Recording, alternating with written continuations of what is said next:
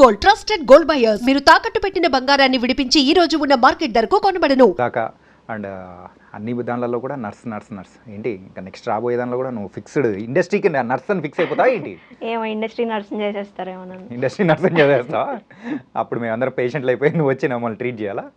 లేదు అంటే వేరే వాటికి కూడా కొన్ని ఆడిషన్స్ ఇచ్చిన, సో చూడాలి వాళ్ళు సెలెక్ట్ చేస్తే వస్తాయి. ఓకే. అండ్ దాని తర్వాత ఒకసారి అబ్జర్వ్ చేసుకుంటే నువ్వు వీటితో పాటు యోగా డూయింగ్ ద సిరీస్ కానీ ఏమైనా చేస్తున్నావా? సిరీసా? నేనేం సిరీస్ చేయలేదు, కానీ ప్రైవేట్ ఆల్బమ్ సాంగ్స్ ఏమో చేసినట్టేమో రెండు చేసిన, కానీ అవి నేను ఎట్లా అంటే స్టార్టింగ్లో అందరు అంటారు కదా మేము కొత్తగా చేస్తున్నామండి, తక్కువ బడ్జెట్లో చేయండి అని అడుగుతారు కదా. సో నేను చేసేస్తా వాళ్ళకి, వాళ్ళు ఎంత పైసలు ఇస్తుర్రు, ఎంత ఇస్తుర్రు, వాళ్ళు లేదంటే వాళ్ళ పాటలో ఎంత ఏముంది అనేది ఏం చూడండి. నేను స్టార్టింగ్ స్ట్రగుల్స్ ఎట్లుంటాయి నాకు బాగా తెలుసు కాబట్టి ఓకే చేస్తానండి అని చేసేస్తా. ఎంత తీసుకున్నావు అప్పుడు? అలా ఎంత ఒక 10,000 అట్లా టోటల్. ఎన్ని days shoot? One day shoot, one day practice. ఏంటి ప్రైవేట్ ఆల్బమ్ సాంగ్స్ అంటే ఇది ఫోక్ సాంగ్స్ అట్లా? ఒక్కటే ఫోక్ సాంగ్ చేసిన నేను, అండ్ దెన్ ఇంకొకటి డీజే కమ్ ఫోక్ అని ఒక సాంగ్ ఉంది, అది పబ్లో చేసినాం. అండ్ ఒకటేమో డెమో కాదు కవర్ సాంగ్ చేసిన. ఓకే. అదేంటి మట్కా సినిమాలో సాంగ్ ఉంటుంది కదా నోరా ఫాతియా, అది చేసిన.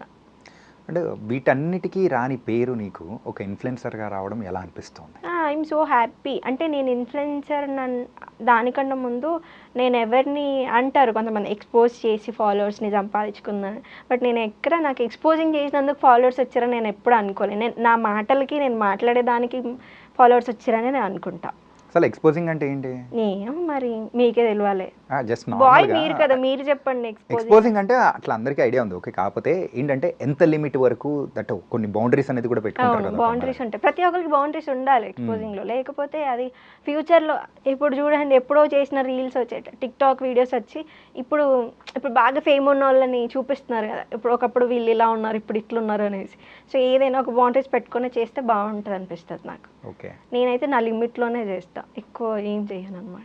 Limits like hot photo shoots కానీ అసలు మీరు చూడండి నా ఇన్స్టాగ్రామ్, హాట్ ఎంతవరకు చేయాలో అంతవరకే చేస్తా, ఎక్కువ అతి చేయను. ఎందుకంటే రేపు నాకు పెళ్ళి కావాలి, మా ఫ్యామిలీ చూస్తారు, వాళ్ళు చూస్తారు, అడుగుతారు కదా ఏందమ్మా అట్లా చేసినామని అడుగుతారు పక్క. ఇప్పుడు మీ పేరెంట్స్ ఎవరు కానీ అట్లా అడగలేదా? ఇప్పుడు మీరు చేస్తున్నారు కానీ? లేదు, ఏం అడగదు. మా మమ్మీ, నేను ఎవ్వరికి ఆన్సర్ చేయాల్సిన అవసరం లేదు. మా అమ్మ, మా మామయ్య, నా అన్నదమ్ములు, వీళ్ళకి మాత్రమే నేను ఆన్సర్ చేస్తా. మరి వాళ్ళు కూడా చూస్తారు నా ఇన్స్టాగ్రామ్, వాళ్ళు చీ కొట్టే విధంగా నేను చెయ్యను. ఏంటి ఇట్లా చేసినావు అలా చేయను నేను. ఓకే. సో ఆ భయం అయితే ఉంటదన్నమాట, ఫ్యామిలీస్ కూడా చూస్తూ ఉండాలి. ఫ్యూచర్లో మనం గుర్తుపడితే ఇదా అనకుండా ఓ అమ్మాయ మనం చూసాం కదా అలా ఉంటే చాలు నాకు. ఓకే. అంటే ఇప్పుడు చాలామంది విషయానికి వచ్చేటప్పటికి ఒక ఫాలోవర్స్ కోసము అమ్మాయిలు కానీ ఆ లైన్ దాటేసి వెళ్ళిపోవడము ఇలాంటివి చూస్తుంటే ఏమనిపిస్తుంటుంది అసలు? మనం ఎట్లా జడ్జ్ చేస్తాం చెప్పండి వేరే వాళ్ళ క్యారెక్టర్ని? క్యారెక్టర్ అని కాదు, అరే లైన్ అనేది ఎక్స్పోజింగ్ అంటే అదే కదా. ఇప్పుడు మనం ఎక్స్పోజింగ్ చేసే వాళ్ళు ఎట్లున్నారు ఏదో అంటారు కదా, సో వాళ్ళకి వర్తిస్తుంది అది. అందుకే ఆ అబ్బాయిలు అలా అంటున్నారు, వీళ్ళు చూపించడం వల్లే వాళ్ళు అట్లా అంటారు. నా కామెంట్ ఏంది, నా రీల్స్ కింద కూడా కామెంట్లు అవే వస్తాయి, నేను చూసుకొని డిలీట్ చేసుకుంటూ కూర్చుంటా చాలాసేపు. సో అట్లా మనం ఎలా ఉంటున్నామో వాళ్ళు మనం అలాగే కామెంట్ చేస్తారు, అలాగే జడ్జ్ చేస్తారు. అంటే ఎక్స్పోజింగ్ అనేది ప్రతి ఒక్క అమ్మాయికి లిమిట్ ఉంటుంది. వాళ్ళ ఇంట్లో బాగా బ్రాడ్ మైండెడ్ అయ్యుండి మంచిగా అర్థం చేసుకుంటారు, నా బిడ్డ ఏం చేసినా నడుస్తుంది అనుకునే వాళ్ళతో నేను తక్కువ. అంటే ఎప్పుడైనా కానీ ఏదైనా కొన్ని ఫొటోస్ చూసి మీరు ఇన్స్పైర్ అయిపోయారా ఇట్లా కూడా మనం చేయాలి అని చెప్పేసి అనిపించిన సందర్భాలు ఏదన్నా ఉన్నదా? నేను కొన్ని షూట్స్ అనుకుంటా నేను కూడా ఇలా చేయాలని, కానీ నేను శారీస్, బ్రైడల్ షూట్స్, ఒక అందంగా పెళ్లి కూతురుగా రెడీ అవ్వడం, పాత లుక్స్ని రీక్రియేట్ చేయడం అలాంటివి చేస్తా. కానీ ఏదైనా హాట్ హీరోయిన్ చూసి అబ్బా నేను కూడా అట్లాంటి బట్టలు వేసుకోవాలని నేను అసలు అనుకోను అట్లా. ఓకే. అండ్ దీంతోపాటు మీది బాగా వైరల్ అయిపోయింది పిల్లపుచ్చకాయ అని చెప్పేసి మీరు ఆ బోర్డింగ్ యూజ్ చేస్తూ ఉన్నది. అంటే ఏంటి దాని సంగతి ఏంటి అసలు? అది దాని వెనకాల ఉన్న స్టోరీ ఏంటి? దాని వెనకాలన నేను క్యాజువల్గా ఒక 2-3 కామెంట్స్కి రిప్లై చేసిన. అండ్ దెన్ అవేంటి మేడం బాగున్నారు, ముద్దుగున్నారు, హాట్ ఫిగర్ ఉన్నారు, ఫిగర్ బాగుంది, ఇలాంటి వాటికి నేను రిప్లై చేసిన, ఇట్లాంటివన్నీ అనొద్దు అని అన్న. అయితే ఈ పిల్ల పుచ్చకాయ ఏంటంటే, నేను అబ్బాయి 18 ఉన్నాడు, నేను అబ్బాయి నన్ను పెళ్లి చేసుకుంటావా అని కామెంట్ పెట్టాడు. సో అబ్బాయి 18 ఉన్నాడు, 18 17 ఉన్నాడు. సో ప్రొఫైల్ ఓపెన్ చేసి చూసాక నేను తనకి రిప్లై చేసిన, ఏంటి నేను 24 నువ్వు 17 18 ఇవన్నీ ఎందుకు రా, ముందు మంచి చదువుకో, మంచి పెళ్ళాం వస్తుంది అని చెప్పేసి వాడిని పిల్ల పుచ్చకాయ అన్న. సో ఆ వీడియో బాగా వైరల్ అయిపోయింది, ఒక 18 మిలియన్ అలా పోయింది అనమాట. సో దాని నుంచి ఈ పిల్ల పుచ్చకాయ అనే మాటలు వచ్చాయి. పేటెంట్ రైట్ తీసుకున్నారా ఏంటి? ప్రతి ఒక్కరు అదే అంటారు, అమ్మ ఈ పిల్ల పుచ్చకాయ అలా.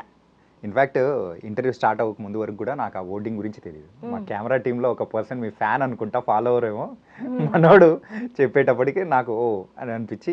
నాకు కూడా తెలియదు ఇదంతా, తన చెప్పే వరకు మీరే కదా పిల్ల పుచ్చకాయ అన్నారు అని. మీరు ఆ రకంగా ఫేమస్ అయిపోయారు అనమాట. ఓకే. అండ్ సో ఇంతకు ఈ కొలాబరేషన్స్ ద్వారా కానీ లేకపోతే డైలీ అంటే షూట్స్ ద్వారా కానీ ఎంత సంపాదిస్తూ ఉంటారు? ఓకే, నన్ను నేను సర్వే అవ్వడానికి వరకు, నన్ను నేను బతికించుకోవడం వరకు సంపాదించుకుంటాను. ఒక 5 లక్షలు అంతేం ఉండదు, అట్లా అనుకుంటారు కానీ అంటే బతికేటోళ్ళు బతుకుతున్నారు నిజంగా. నేను ఎప్పుడు బెట్టింగ్ ప్రమోషన్స్ చేయలేదు.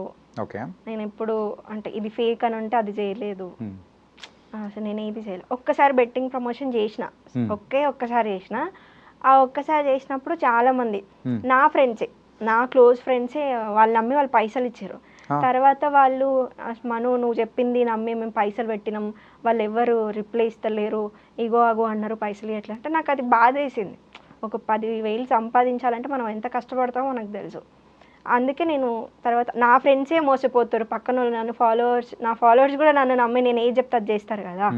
సో నేను అందుకే ఈ ప్రమోషన్స్ విషయంలో సో ఒక్కసారి ప్రమోట్ చేశారు కదా? ఒక్కసారి ప్రమోషన్స్ అంటే నేను ఒక్కసారి బెట్టింగ్ ప్రమోషన్ చేసిన, ఒక్కసారి. అది బెట్టింగ్ కూడా కాదు, ట్రేడింగ్. అది బెట్టింగ్ కూడా నేను చేయలే, ట్రేడింగ్ది. బెట్టింగ్ కాదు, ట్రేడింగ్ది స్టోరీ పెట్టిన. స్టోరీ పెడితే ఇట్లా అదే మీరు ఇంట్లో ఉండి సంపాదించుకోవాలండి ఈ సొల్లు చెప్పకంటే ఒక స్టోరీ పెట్టిన. ఆ స్టోరీకి ఏం చేసినట్టే ఎవరో కాదు, పక్కన వాళ్ళు ఎవరో లేదా నా ఫాలోవర్సో కాదు, నా ఫ్రెండ్సే వాళ్ళు డబ్బులు పెట్టి ఇట్లా నువ్వు చెప్పావు కదా ఇది మేము పైసలు ఇచ్చినాం అనేసి 4 మెసేజ్ చేశారు.